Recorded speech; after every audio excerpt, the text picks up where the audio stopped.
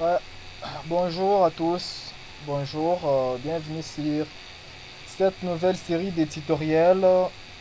Bien avant d'aborder le développement, aujourd'hui on va apprendre comment programmer un C Sharp.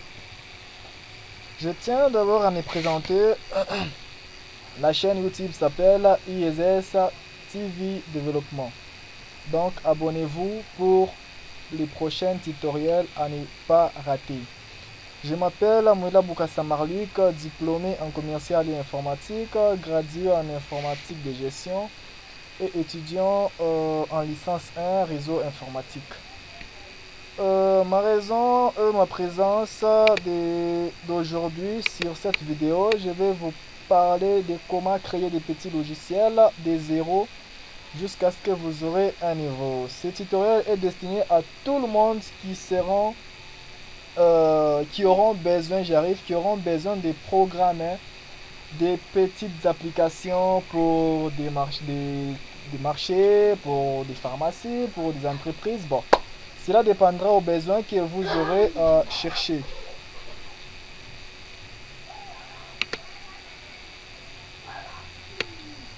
Ouais, la première question, on va résoudre la création d'une application qui demande de saisir un nom et un post-nom et qui affiche dans un label bonjour monsieur, suivi du nom et post-nom entré au clavier.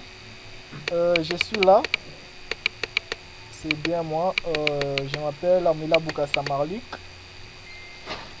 Sans plus tarder, je vais vous montrer comment ça fonctionne. On va essayer de démarrer le projet pour voir ce que ça donne. Voilà, qu'est-ce que j'ai de faire. Je vais essayer de fermer tout ceci. Là, j'attends le lancement.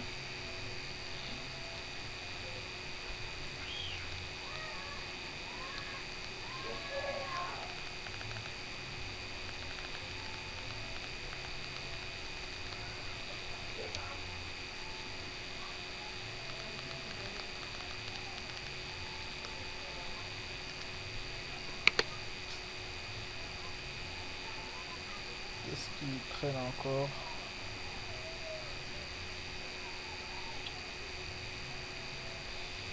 Voilà, je suis là.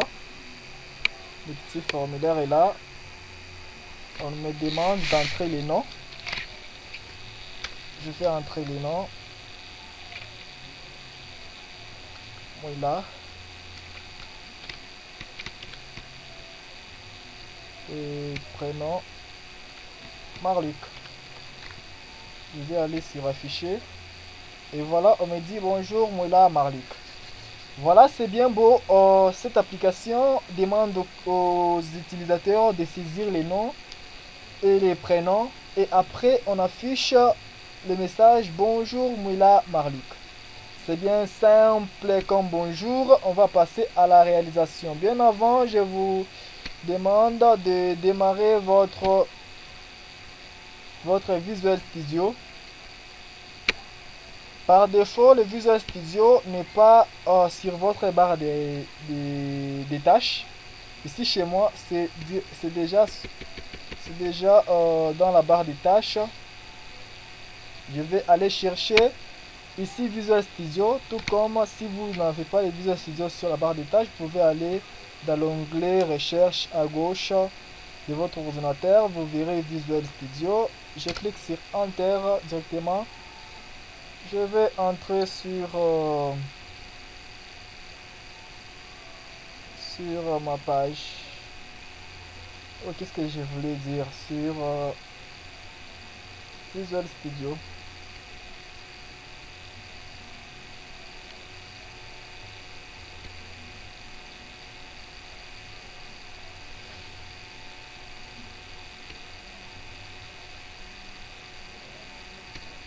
Je vais voir les compteurs de minutes. Déjà 4 minutes. Voilà, je disais premièrement, lorsque vous avez Visual Studio, vous cliquez sur Nouveau projet. Vous patientez le chargement.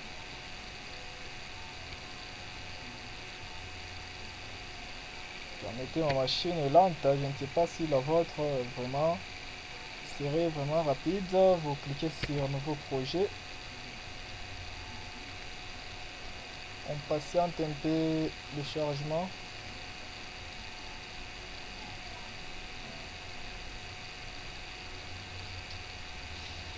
Voilà, vous êtes sur... Voilà, comprenez, je suis déjà 5 minutes. On va essayer d'aller très vite. Et pour ne pas que pour que la vidéo ne soit pas tellement longue, elle sera ennuyante. Je vais saisir, là vous remarquerez ici, je vous explique parce que c'est tellement trop débutant. Ici, par défaut, vous n'aurez pas les langages C#. C'est vraiment au hasard. Si vous voulez programmer en... Il y a les F-dièse, il y a les C++, il y a aussi les Visual Basic qui est au-dessus. Si vous voulez les VB, vous n'avez qu'à les à choisir là-bas. Mais moi, les VB ne m'intéressent pas pour le moment. Je vais choisir les C#. Je vais entrer les noms là-bas. On me dit d'entrer les noms. Je vais écrire le nom du projet. Vous écrivez seulement les noms du projet parce que là, les noms de la solution, c'est toujours les mêmes noms du projet. Vous écrivez par exemple ici chez moi, je vais mettre bon, mon projet, mon pro, je clique sur Enter. On attend la barre de chargement. Ça va un peu prendre le temps. Voilà. On patiente un tout petit peu. La génération de la solution.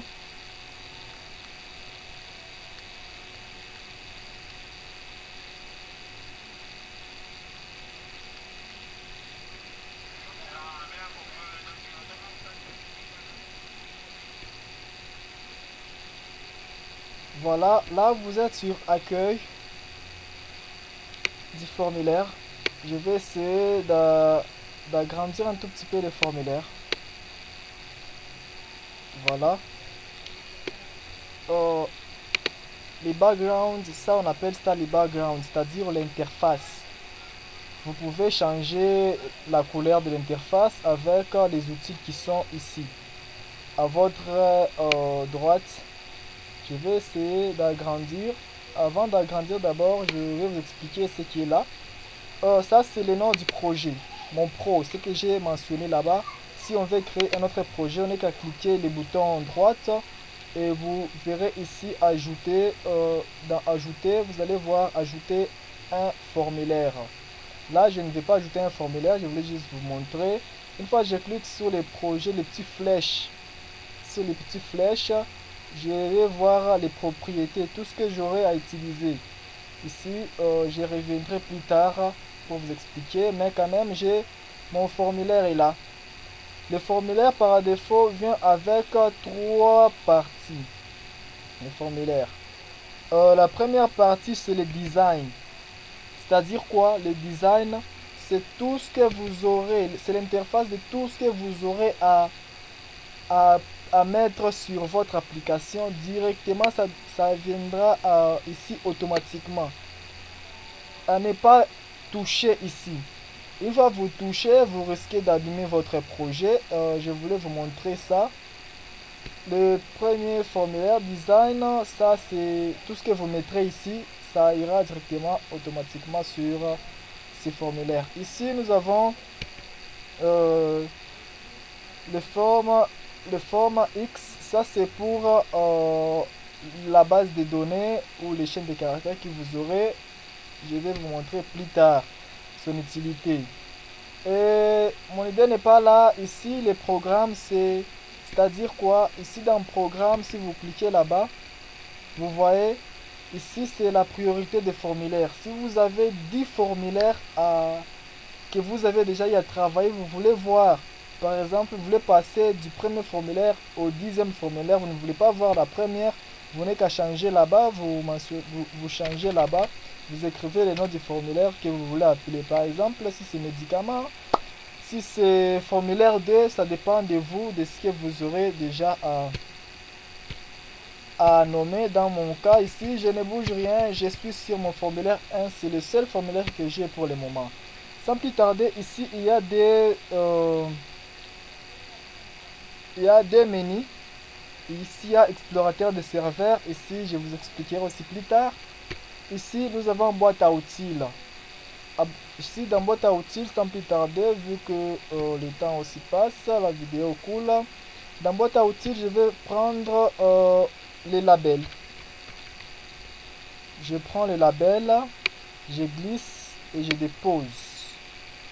Vous voyez par défaut, les noms, c'est labels. Mais je ne vais pas vraiment voir ces noms. Je vais essayer de changer ces noms pour personnaliser. Je pars dans propriété. Si vous ne voyez pas cette tableau, vous n'avez qu'à aller sur les labels. Vous cliquez le clic droit de votre clavier, de votre souris plutôt. Vous allez sur propriété. Vous cliquez. Là-bas, vous verrez directement ces tableaux. Moi, j'en ai déjà sur moi. Je vais changer le nom. Je vais appeler nom. Nom utilisateur, par exemple. Nom utilisateur. Utilisateur. Ici, j'ai le nom utilisateur. Si vous voulez changer la police, la taille, vous viendrez ici, vous cherchez la couleur. Si vous voulez changer, vous voyez ici c'est for color, c'est-à-dire ça permet de changer la couleur du texte. Je peux carrément essayer de changer la couleur. Si j'ai plusieurs couleurs, je peux prendre le bleu, j'aime souvent le bleu. Je vais aussi de changer la police. Vous voyez sur font. Font est ici par défaut, il y a Microsoft Sound. Je pars sur les 3 points. Directement, il me propose la police. Je vais mettre gras. Je vais choisir 16. De façon en sorte que ça soit un peu lisible.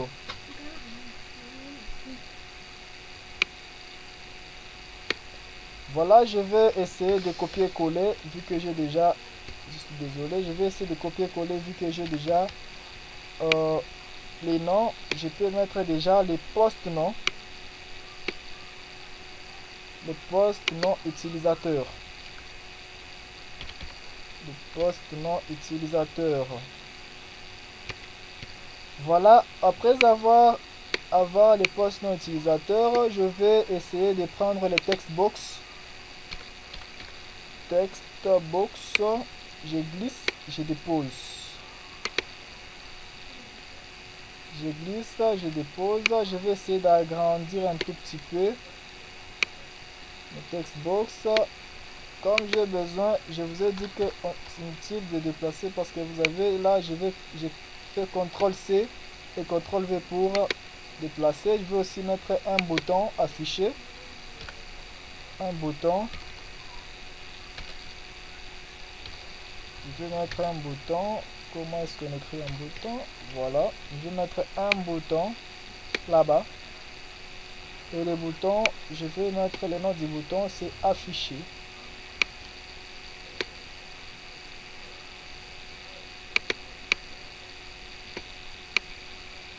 Le nom du bouton, comme vous pouvez changer le nom du bouton là-bas sur texte, je vais mettre affiché.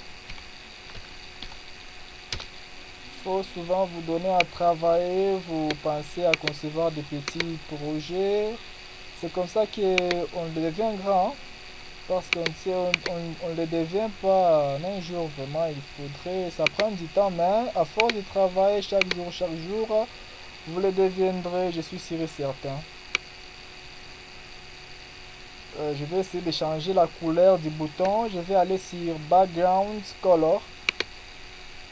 Je vais essayer de trouver une couleur que j'aime bien. Bon, vous voyez, je l'ai fait parce que c'est juste une façon d'expliquer. Je laisse les noirs. Et ici, j'aimerais voir un résultat là de ce que je vais entrer là-bas après avoir cliqué sur afficher. Là, je n'ai qu'à faire à un text box, plutôt à un label. Voilà, je clique, je mets là-bas. Je vais voir mon message là-bas. Le message, j'ai besoin que le message apparaisse en noir. Voilà. Je vais essayer d'effacer tout ça. d'effacer tout ça. Vous voyez, ça disparaît. En soi, ça ne disparaît pas. Une fois j'ai fait comme ça. Une fois j'ai fait comme ça. Voilà. Ça est là. Une fois j'ai fait comme ça est là par défaut. Mais le message sera ici. Maintenant, je vais essayer de changer les noms de ces labels. Vous allez ici, vous cherchez les noms. Le nom du label. Voilà. Là-bas, c'est mentionné name. On a écrit label 3. Je vais appeler résultat. Je vais appeler résultat. Et je double-clique sur le bouton afficher pour aller programmer là derrière.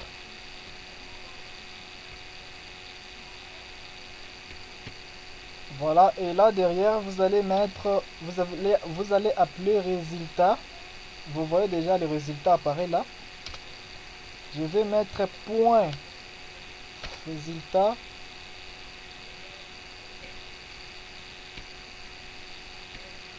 Je vais voir les limites. Voilà, résultat. Vous mettez point. Vous mettez point texte. On appelle les résultats. Les résultats, c'est le nom du label qu'on a renommé. C'est là où on aura affiché le message. On appelle résultat.texte égal. On met des codes pour signifier, pour mettre le message. Bonjour. Bonjour, monsieur. On ferme. On fait plus. Plus, ça c'est la concaténation. Lorsqu'on veut appeler un textbox, j'avais oublié de renommer mes textbox ici. Vous pouvez toutefois vous renommer aussi les textbox en appelant en donnant vos noms. Ici j'ai mis textbox nom. Ici j'ai mis textbox prénom. Textbox prénom. Je double-clique derrière, je reviens, je mets textbox non. Je ferme ma concaténation. Je fais ma concaténation, je vais essayer.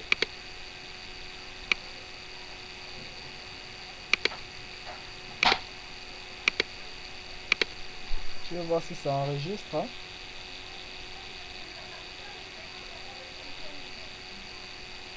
Voilà, ça enregistre. Je croyais que c'est coupé. Je vous avais dit les plus, lorsqu'on met les plus, c'est pour appeler un textbox. Donc, soit un variable point texte, c'est-à-dire ça permet de récupérer les textes. Je ferme d'abord les plus. Je mets des barres et puis j'appelle le deuxième textbox. Je mets plus textbox prénom. Plus textbox prénom. Je vais essayer de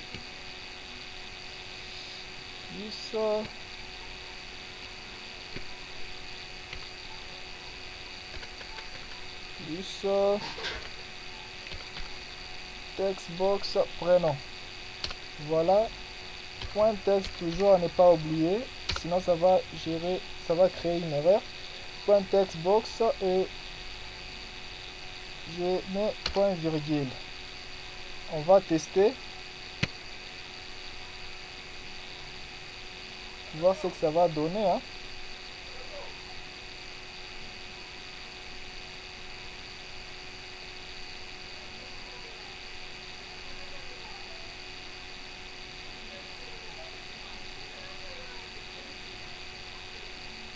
Voilà, je vais saisir.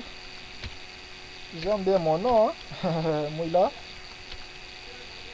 Vous pouvez tester avec votre exemple, je ne vous interdis pas. Moula Marluc. Moi, je clique sur afficher. Voilà, malgré c'est bizarre, ça dépasse même.